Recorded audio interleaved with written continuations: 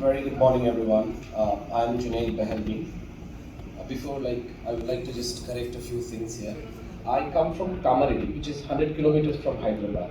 So it said, it says So, here, so I took it. And Yeah. we cater to a district, and we also have students who come from Hyderabad because we are also a residential school. Right. So, the beauty of technology, let us talk about the beauty of technology first. So, the moment the pandemic hit and we started having this online classes, the very big question that we had to ourselves was, will the parents of the rural area accept online classes or digital learning? So we are a school that used technology previously in different other aspects of the organization. Whether, like Sir spoke about the ERP solutions, we had it there to do the accounts, we had it there, we had softwares in the library and all. But to our surprise, it was like we were very happy to see that even in the rural part of the state, the rural part of the country, the parents and the students were extremely comfortable to accept the new change. The only challenge that we had was to introduce it to the people. The moment we introduced it, then they very comfortably accepted it. But when we talk about digital learning, I think there are three aspects or two different aspects that we talk about. Digital learning, when we talk about pandemic, it is all about taking the classroom to the house. The next aspect that we are talking about is bringing the digital learning to the class. So there are two different dimensions here. So I think when we talk about taking the classroom to the house, all of us were successful enough, and we are doing a wonderful job with the help of technology. And when we are talking about bringing the technology to the classroom, that initiates a lot of discussions. Should the blackboard be replaced? And when you're talking about the replacement, when you're talking about dealing with digital classrooms, then how are you going to talk about ideas?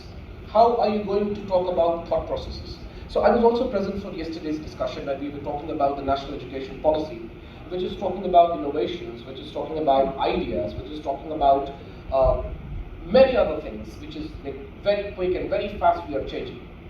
The very big challenge that I had to myself and that I was thinking over it over and over again is today's generation, or I think today's kids, or all of us today, are getting habituated to ready-made stuff.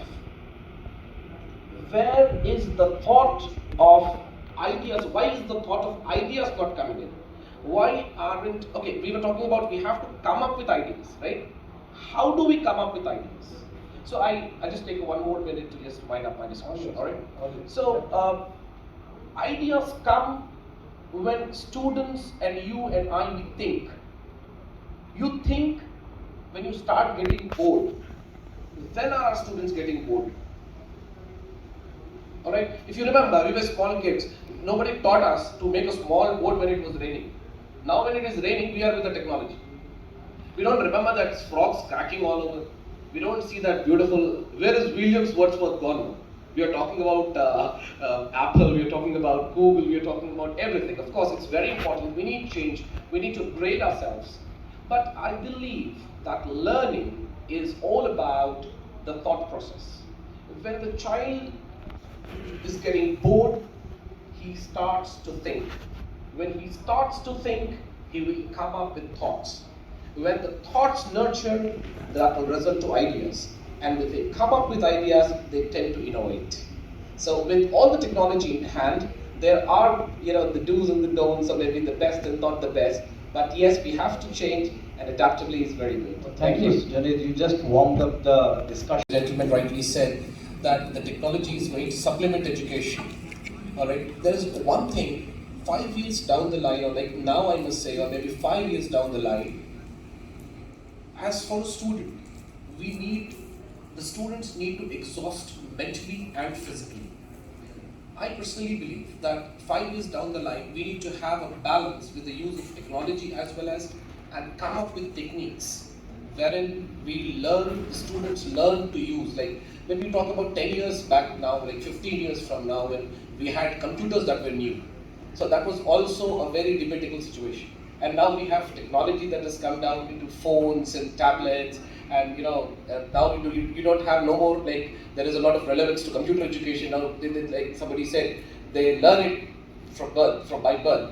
So I think 5 years from now, like the gentleman said, that you cannot stay away from technology. You will have to live with it. And so I think as schools, as parents, and as educators, we need to formulate some guidelines. We need to stick to it. We should also learn to screen and have a check on the use of technology, adapt to change. And yes, we will have to live with it. This is 21st century, and we all have to live with it. Thank you. I'll just add one more dimension to this discussion with the next speaker onwards, because you have to see that with the coming of CUET and such options being made available to students, the schools are going to be under a lot of strain.